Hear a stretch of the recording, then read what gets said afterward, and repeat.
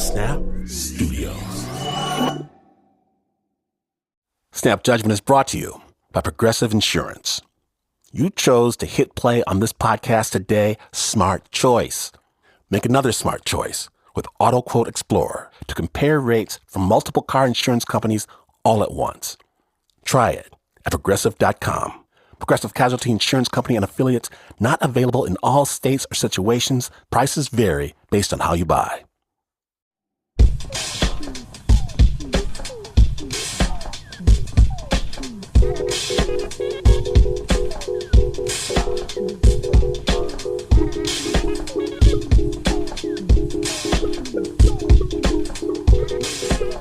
In order to just maintain, to live my life, I have to kind of trick myself with a series of choices.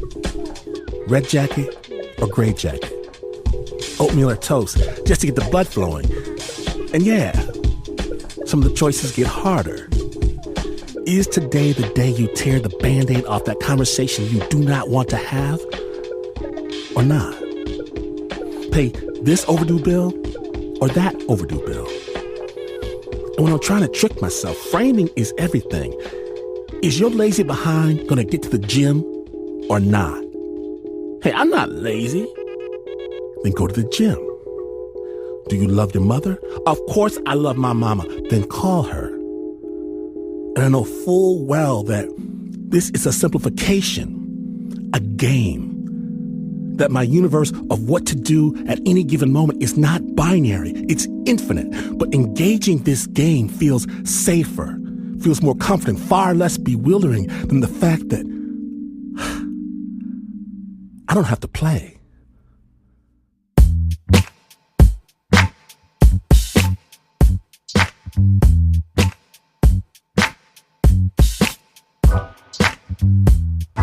Today, on Snap Judgment, we proudly present Ping.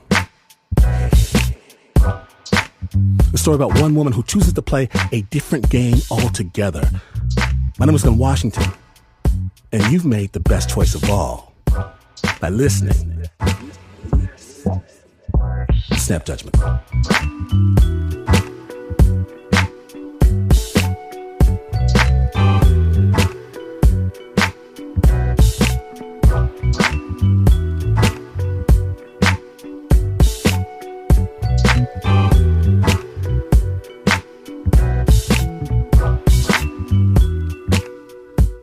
Snappers, what happens when dreams come true? Since she was but 5 years old, Ping knew she wanted to go to college. But in China, the Cultural Revolution began. So books were burned, schools were shut down, and Ping wouldn't have it. She educated herself in underground book clubs from 3rd grade till high school, all for the biggest out-of-reach dream, college. But Ping surprised herself. When she not only got into college, she got into Beijing University, the Harvard of China. And Ping continued to dream. She wanted to be a published professor in poetry and creative writing, and she kept her head down in school, and just a week shy of graduating, someone else had other dreams for Ping. Snap Judgment.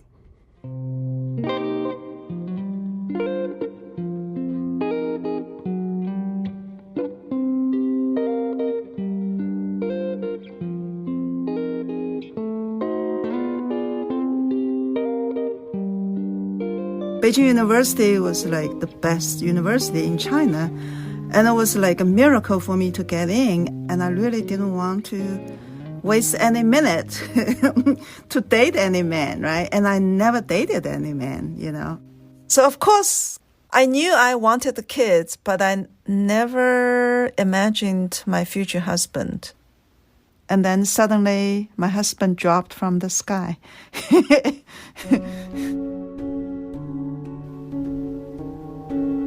A week before I actually graduated from Beijing University, I was sleeping soundly, and then suddenly the concierge lady just pounded on my door, just say, "Wang Ping, get up and answer the phone." There was only one phone in the entire building. That was for hundreds of girls.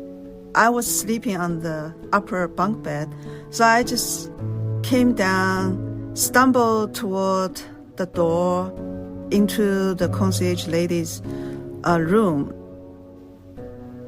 She got into her room, which is also her bedroom, and opened the iron little window, which was locked usually, and the phone was locked inside her room on her desk. So I reached in and got my phone, and I said, "Hello."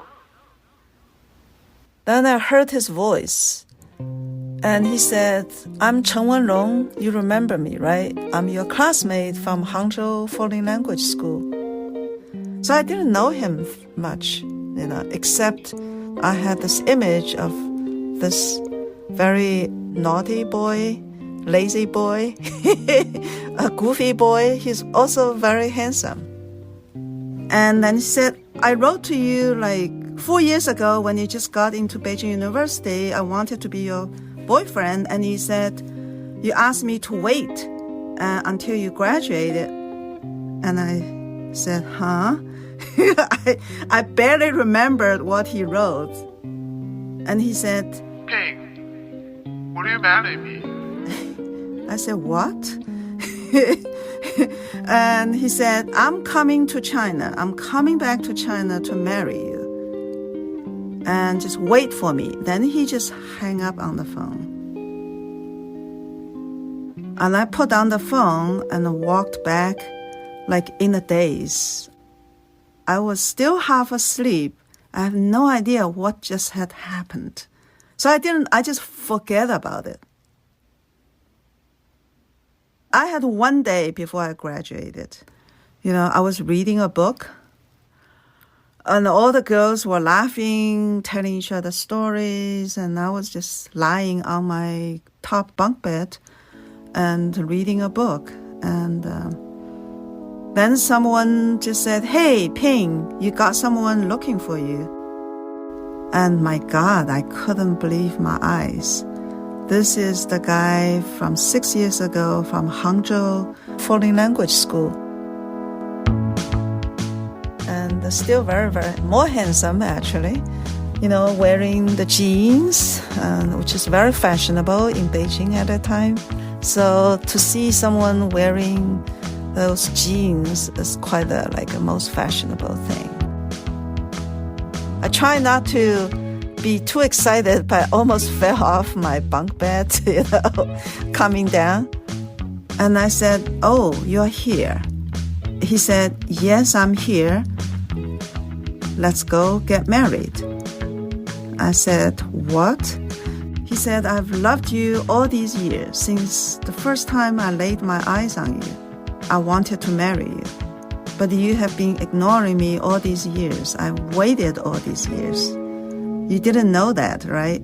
I said, "No, I did not know, because I overheard you guys rate my looks, and you called me just B and B minus. So why should I pay any attention?" Right? And I know I'm ugly girl. I grew up being called ugly girl. So I don't care. So I just want to be a good student. So why you come all the way from Germany to marry me? And he said, "Well, every boy in that classroom wanted to marry you. You didn't know that." And I said, "No, I didn't. I never dated any man." So he said, "Well, I'm here. You promised, and you would marry me, and let's go." And I thought about it, and I thought, here this man, right? Tall, handsome, good-looking, and coming all the way from Germany. And my heart was just flushed and flooded with emotions, right? I never felt before.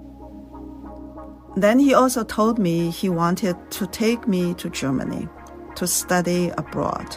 And that is almost impossible for Chinese to go abroad to study. That was everyone's dream. He was like a prince on a white horse, coming to fetch me and promised to take me to a paradise. And I looked around, and some girls were just staring at me. And when I didn't say, let's go, they just like, ping, go get married and go to Germany. Didn't you hear this man like is going to take you to Germany? Are you like stupid or something? So everyone was like jeering and cheering and, and I just thought it's just so much pressure and so much confusion. And at the same time, I feel like really, really moved. He swooned me, and so I said yes. And everyone, the girls like was cheering, yay, Ping is getting married, Ping is going to Germany.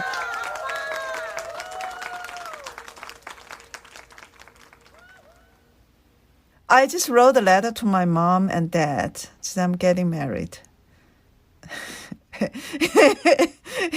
And I'm going to Germany.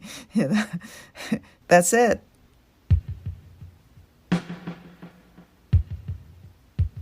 And so we went to the police station nearby, and that's how people get married, to go and register.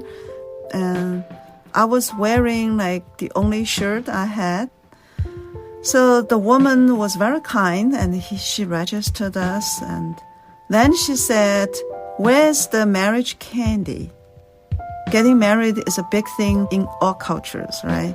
And especially in China, you're supposed to have like 3 days of banquets. At least the least you could do is like bring some candy to sweeten things up.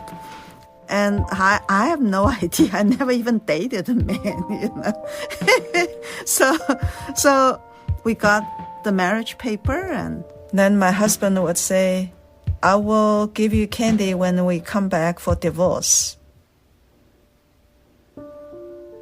And supposed to be a joke. I knew he meant it as a joke. Just when I heard that, my face just turned ashen.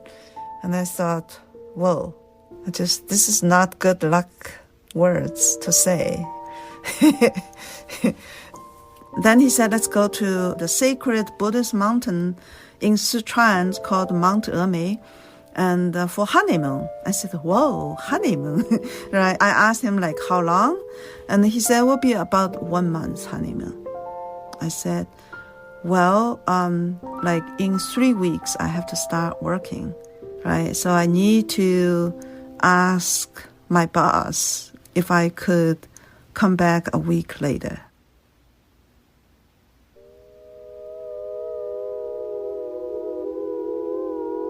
The new job I was about to start meant everything for me and for every Chinese.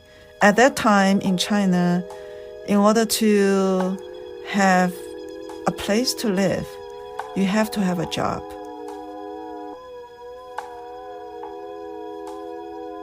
I just got a job in the translation company in Beijing, and they promised once I start working on September 1st, I would have my own room. I would have my coupons to buy food. Everything in China was rationed. You need coupon for rice, for oil, for salt, for sugar, for clothes. And without a job, then you're nothing, you're nobody. So we went there, and actually he brought me a very nice shirt. The collar kind of like draped down and showed a little bit of my chest. And I went there, and my new boss saw the new shirt.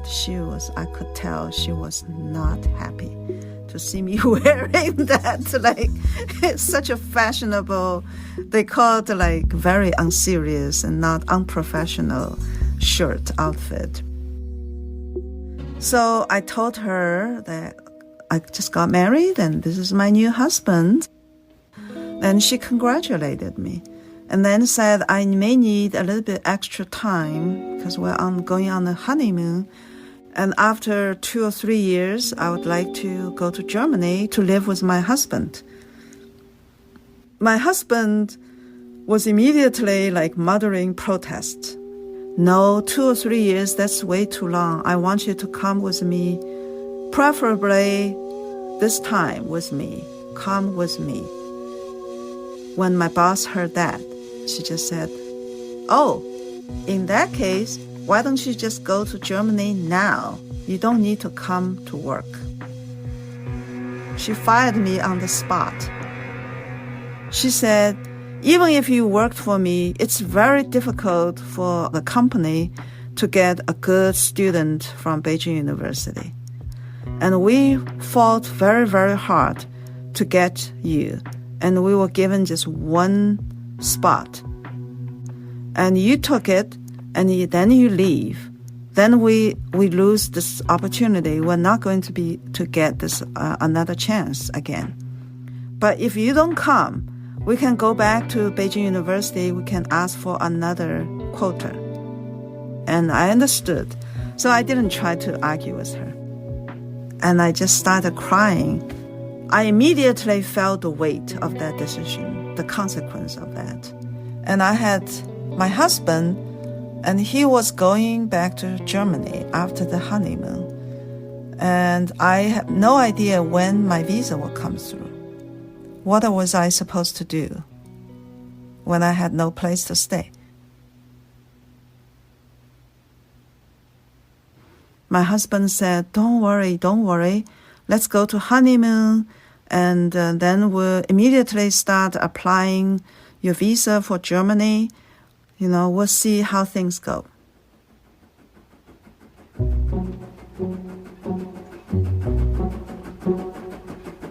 So next day we took the train and went to Sichuan and started climbing the Mount Ermei.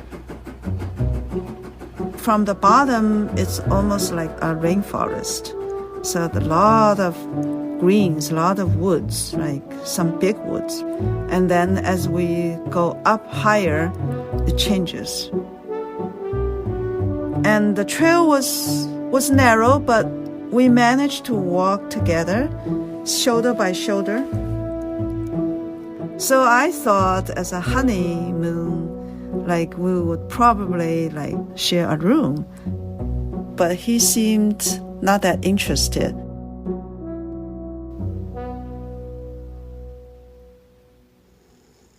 I always stayed with 10 other women, snoring like crazy, and I couldn't sleep well. And my husband always stayed with 10 other men. And I wonder where he was and why we're not together. I was already a little bit upset because this is supposed to be a honeymoon. So I thought he might be like still a student, and he probably spent all his money on the airplane ticket. So I was a little bit annoyed on the third day, and we were talking about the full moon, and the full moon was still up in the sky. Like as we were walking and looking at the full moon, and I was a little bit sentimental, and I just said the moon, like in Chinese culture, represented the unity, union, romance, and love. I was about to say, I wish we had stayed in the same room together. That's where I was trying to go. And he basically just said, just a stupid moon. I said, no. The moon is so important for us. The moon calendar, the Chinese civilization, and our calendar is a moon calendar.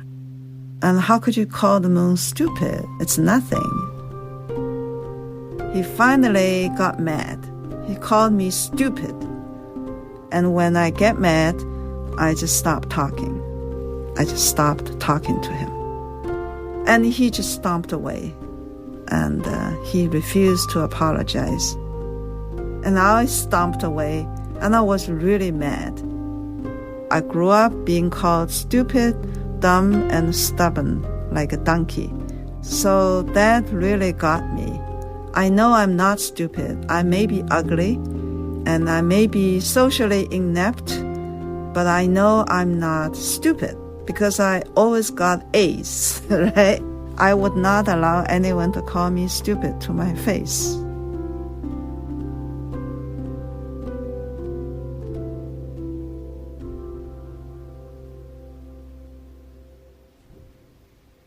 Before, at least we were walking shoulder to shoulder. That day, he was walking with other people. I was walking with other people. And then the next day, we tried to talk and ended up in another stupid argument. Every time we tried to reconcile, we started arguing. I started doubting, is this what marriage is about? This seems like suck, That doesn't seem like that much fun, actually. So, yeah, and I was worried how to get along with him in Germany.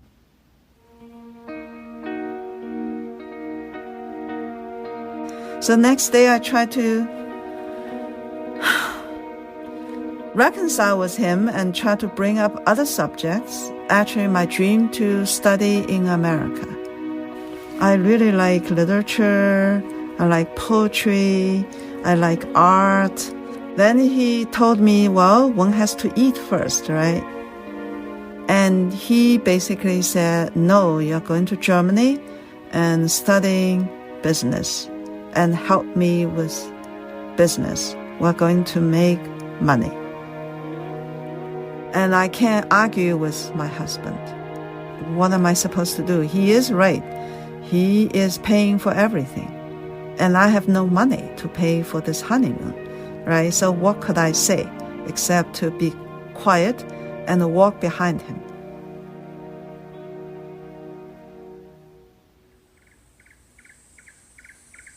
He was walking ahead of me. We were going through this beautiful bamboo woods and just really green and really lush. He was walking 10 yards ahead of me, and I was walking behind him. Suddenly, a group of gigantic monkeys surrounded me. The head monkey is very big. He was taller than me. So I tried to raise my stick to scare them away, and that was a huge mistake. He screamed, and then he was on top of me. And all the other monkeys was on top of me, pulling my legs, pulling my hair, scratching me. And I tried to fight them off with my stick. And then the alpha monkey bit my leg so hard, and I just screamed. And then I looked up. I saw my husband standing a few yards away, laughing. And I was furious and just thought, come, and I screamed, help, come help me. Come, just get rid of the monkeys, pull them off me. And he just laughing like idiot. He would not come close to me. So finally, I think those monkeys took the peanuts from my backpack. And that's their goal. That's all they wanted from me, the peanuts from my backpack. Then suddenly they just vanished. They were gone. They came so suddenly, they were gone so suddenly. And I got up, and my leg was bleeding heavily. And I could barely walk. And so he just said, are you okay? I said nothing. I was really, really mad at him. So I just walked by him and just limped to the destination, to our hotel.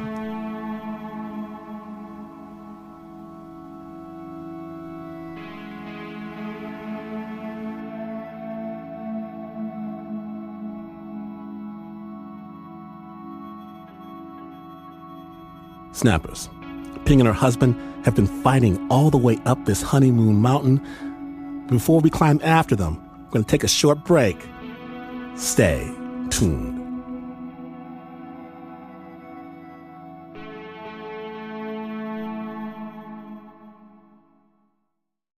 You know when your new jacket becomes your go-to jacket? It dresses up, it dresses down. That's what happened after I picked up a few pieces from Quince. Now I'm wearing this double brush stretch overshirt jacket all the time because it's sharp. And Quince has things you actually want to wear, like organic cotton silk polos, European linen beach shorts, and pants you can wear anywhere without worrying. And the best part, everything with Quince is priced 50 to 80% less than you'd find at similar brands. Luxury pieces without the luxury markups. Yes, this is my Flow Knit Breeze Performance Long Sleeve Polo from Quince, getting all the compliments. Elevate your closet with Quince. Go to quince.com/snap for free shipping on your order and 365-day returns. That's QUINCE.com/snap to get free shipping and 365-day returns. Quince.com/snap.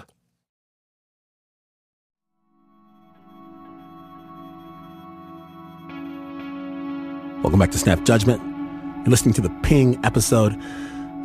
Now, Ping just fought off a band of monkeys on her own. All the while, her husband laughed in the corner.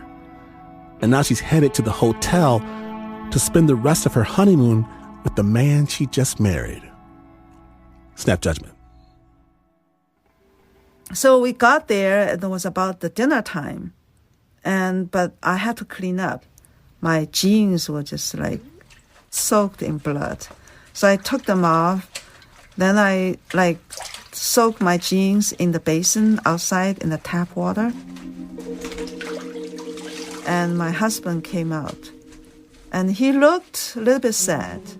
He looked like as if he wanted to reconcile with me. He threw his dirty socks and his dirty underwear into my basin where my bloody jeans were, right? He said, "Wash it for me." And just something inside me just exploded. I understand his motive.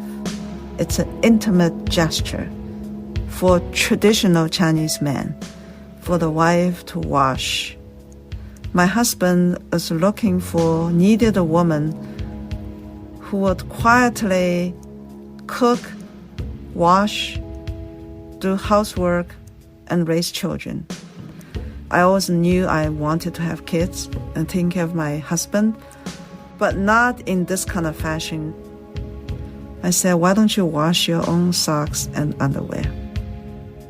So I just take them out, wash my jeans, and then went back to my own room with other women and spent a sleepless night. I could not sleep at all.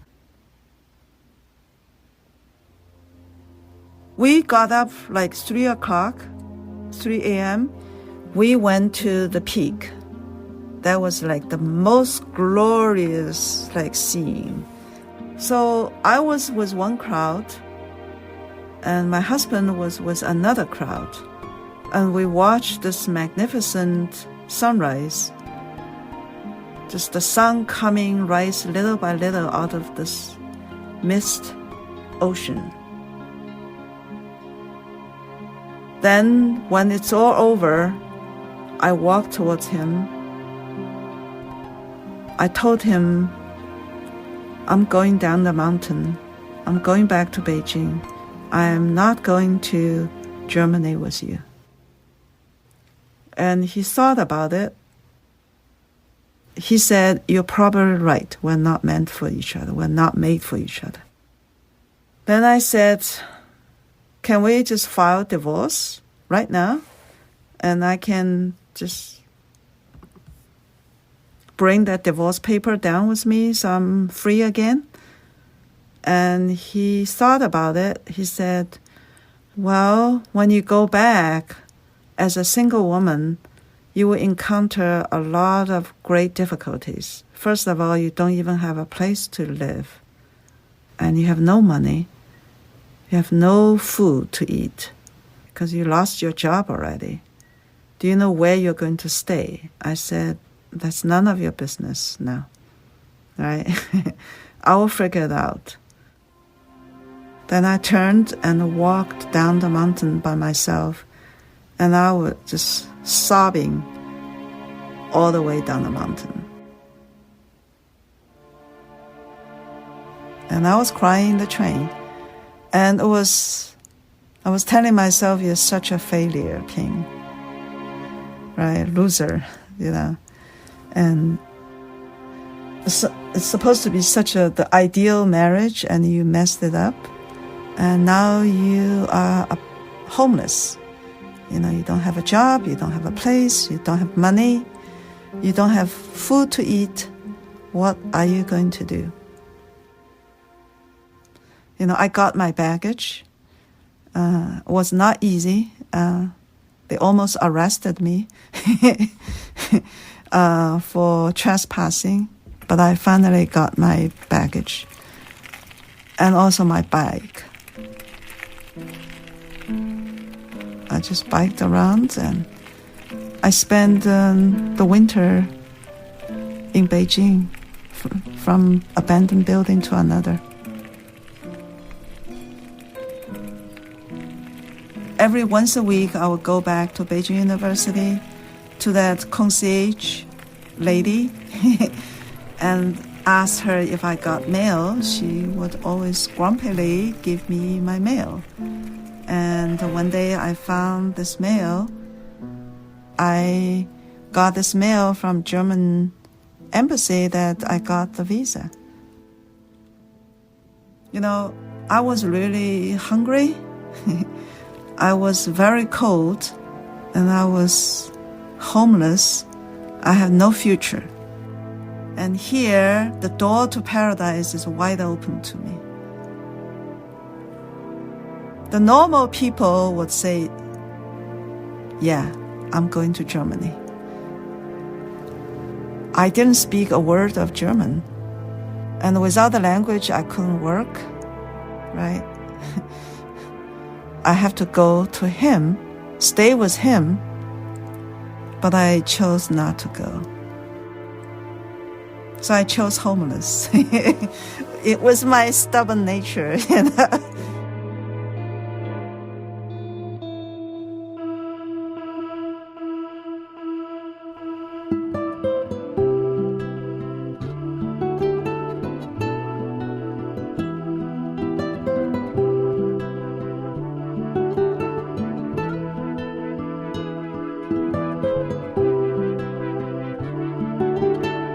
So, what happened to Ping?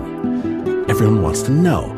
Well, Ping did eventually make it out of that cold Beijing winter, become a poetry professor emeritus in cold, snowy Minnesota. She's an award-winning poet who's published 15 books, and this next clip I'm going to play for you is Ping on stage performing a piece from one of those books. You might even recognize some of the elements from the story we just heard. But listen for additional details about what happened after she came down from the mountain. Ping Wong with the poem, A Flash of Selfish Consciousness. Flash of Selfish Consciousness. This poem is for the memory of Cultural Revolution. I grew up there since I was 8 years old. And for 10 years I have to write self-criticism every day in my family, at home and in school, or wherever I was at that time. And since I came here, I never have to do it, and sometimes I did feel kind of nostalgia. It's easy to do a good deed here and there, but a different matter to keep it up daily. For evil has many faces, and we must dig into the bottom of the soul to catch flashes of selfish consciousness, as Mao urged us in his red treasure book. It hurts, but it's good to be heard from time to time, says my Chinese doctor, digging, elbowing, and kneeing into the acupuncture spots of the body. The body twitches and arcs and screams. With a serene smile on his face, the doctor says, pain awakens the heart and keeps it in good shape. When I was 7, I became crazy about wuxiangdou, 5 spice beans. My grandma would give me only 2 or 3 each time, 5 if I was good. So I began to steal coins from under her pillow, 1 at a time. When I got 57 coins, I went to the store and bought half a kilogram of the beans. I took the bag to the kitchen and poured it onto the greasy table. I put my arms around the pile. This was all mine. I didn't have to share it with anyone else. I didn't have to pretend to be a selfless daughter or an elder sister. I could eat it quickly or slowly, standing or sitting or lying down, any manner I fancied. I could throw or give it away. I was the master of these beans. The kitchen was dark. The sun was shimmering in the sky of the summer noon. The beans smelled seductive. I filled my mouth with a handful and chewed until my jaws ached and numbed.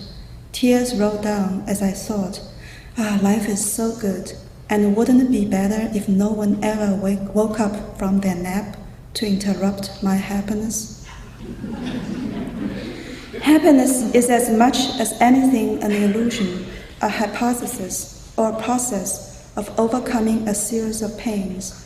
The sensation of feeling uprooted and floating or stuck in the present, unable to move back or forward.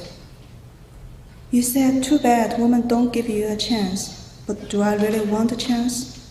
You placed your hand on my shoulder, your eyes the look of an animal. One day I asked, Mother, something is wrong with me. I feel dizzy and nauseous. My joints hurt like hell. My face burns and I'm pissing blood.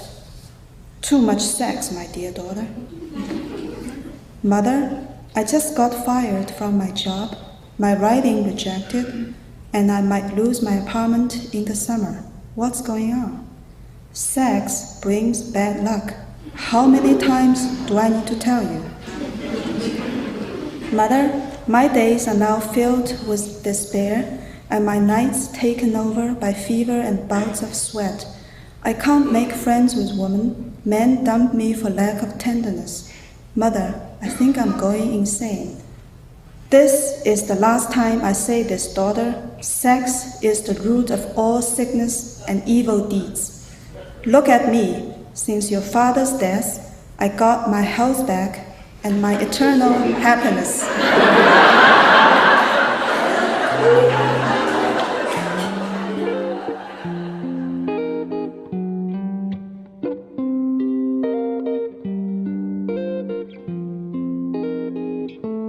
That was poet Ping Wong performing an excerpt from her award-winning work. Thank you so much, Ping, for sharing your story. We'll have links to Ping's work on our website, snapjudgment.org. That original score was by Daniel Riera. It was produced by Annie Nguyen.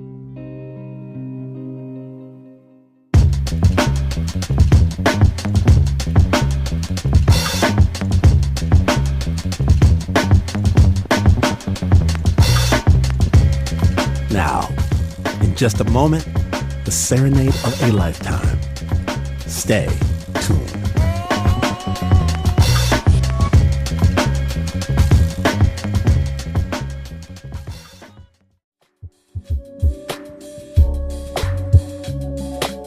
Welcome back to Snap Judgment. My name is Glenn Washington. Now, our next story comes to us from our friends at the Nocturnist. And in it, family medicine physician Catherine Forest tells us about a hospital experience that transported her back to her childhood. Of course, it was the ER nurse that figured it out. This motherly Ukrainian woman sidles up to me and pats my belly. You're his child, no? She says. How did she know? Only 2 days before, I'd been hiding in the nurse's bathroom in the ER, propped up in the stall with pregnancy test in my hand, waiting to see what I was going to find. And when that second pink dot lit up that I was pregnant, I practically screamed, holding it in. But that was going to be a secret. You see, this was the 1980s, and to my knowledge, there'd been only one woman at my university, which shall be named unnamed, that had had a baby in training and hadn't dropped out of medicine completely. The nurse promised me she wouldn't tell anyone, but whenever I came into the emergency room, she gave me that knowing look. This was Mount Zion Hospital. It's in a neighborhood that is, at that time, was largely Eastern European and Russian. We had mostly immigrants for our patients. I remember this one feisty, older Hungarian woman who had life-size posters of the 49ers in her room and would page me overhead excitedly when she found out that I was from Hungarian heritage. And when I got there, we were all about Roger Craig and Joe Montana's latest play, but mainly she just wanted to pinch my cheek. Serenade, she would say, just like my Hungarian grandparents. It was really a sweet and wonderful time in so many ways. The morning I found out that I was pregnant, I had admitted a 92-year-old Russian woman to our service.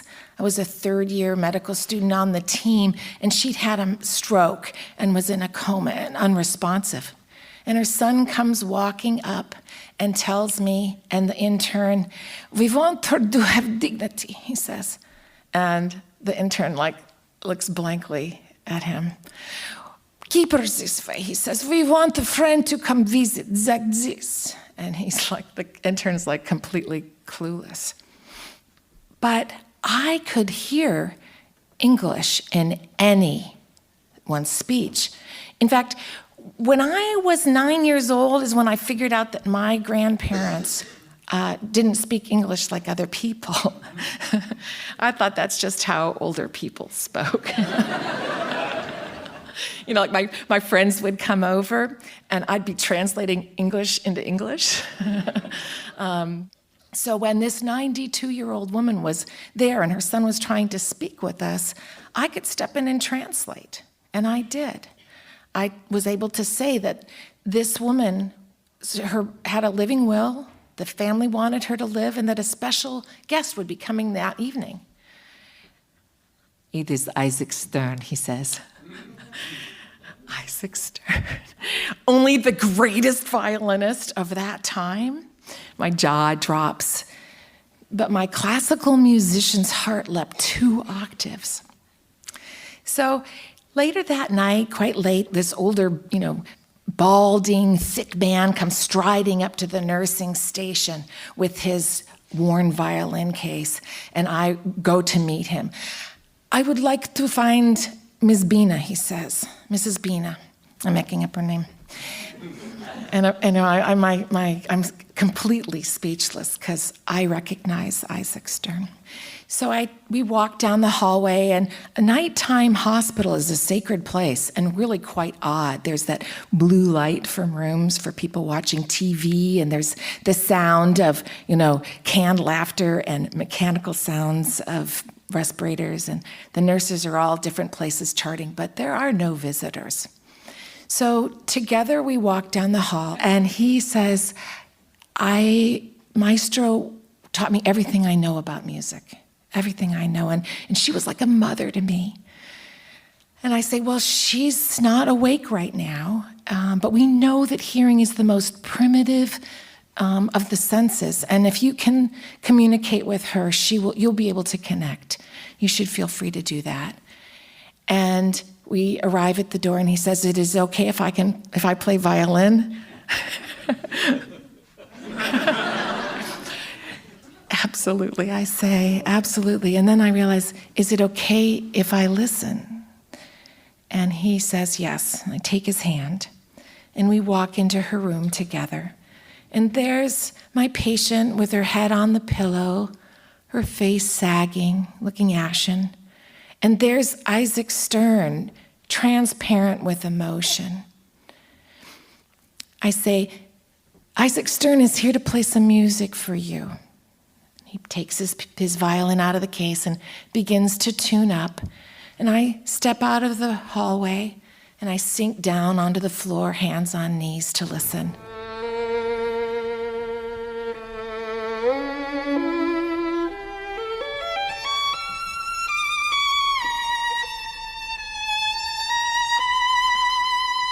When I was just a kid, my brother and I used to climb under the piano of my grandfather.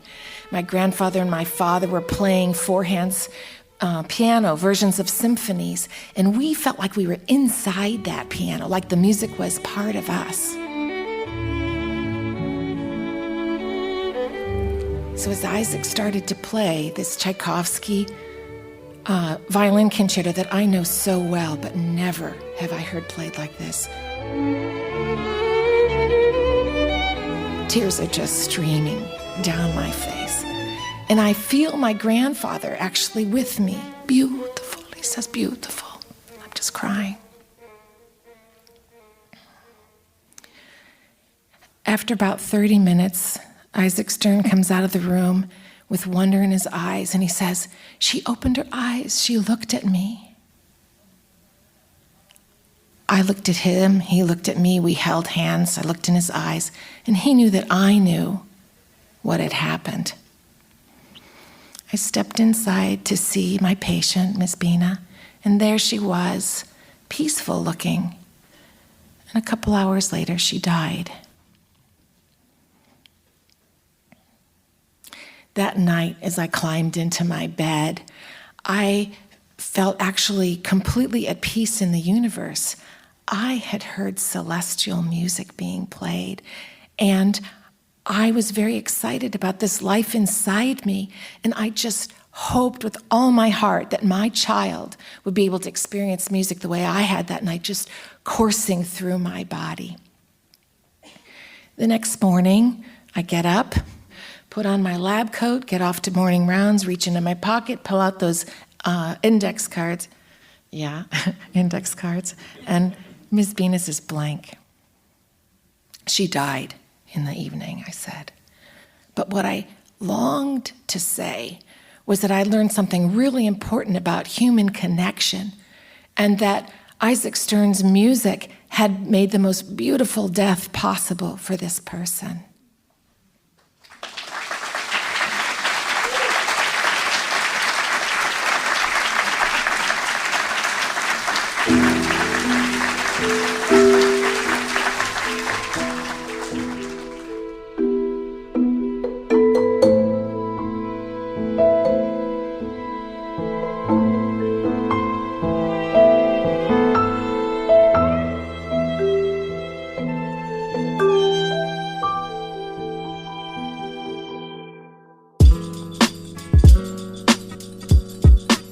That story, Dying to Tchaikovsky, came to us from the Nocturnist podcast. It was told by Catherine Forrest, MD. The Nocturnists are a vibrant community of healthcare workers who are celebrating their humanity through storytelling. They have live performances, a podcast, and so much more. The Nocturnist is hosted by Emily Silverman, produced by Emily Silverman and Marina Poole, story development by Adelaide Papazolo, sound engineering by Alberto Hernandez, with assistant producing by Kirk Clockey. Original theme music by Yasi Monroe. Additional music by Blue Dot Sessions. Learn more about the Nocturnists on our website, snapjudgment.org. Yes, you've just walked a mile in someone else's shoes. How does it feel? Like you want more journeys, right? Like, whose life do you get to live next? Here's what you do. To be the most interesting person your friends know, follow Snap Judgment on any podcast platform for more incredible stories from all over the world. Snapjudgment.org. Snap is brought to you by the team that greets each day with a smile. Except for the Uber producer, Mark Ristich. He greets each day blaming random people for hiding his keys. Check your pants pocket, Mark. Nancy Lopez, Pat Messini-Miller, Anna Sussman, Renzo Gorio, Sheena Shealy, Teo Ducot, Flo Wiley, John Facile, Melissa Dodge, Regina Bediaco, Davey Kim, Bo Walsh, David Exame, and Annie Nguyen.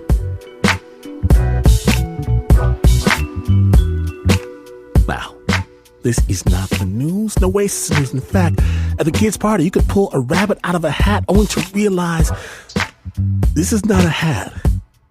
And that certainly isn't a rabbit.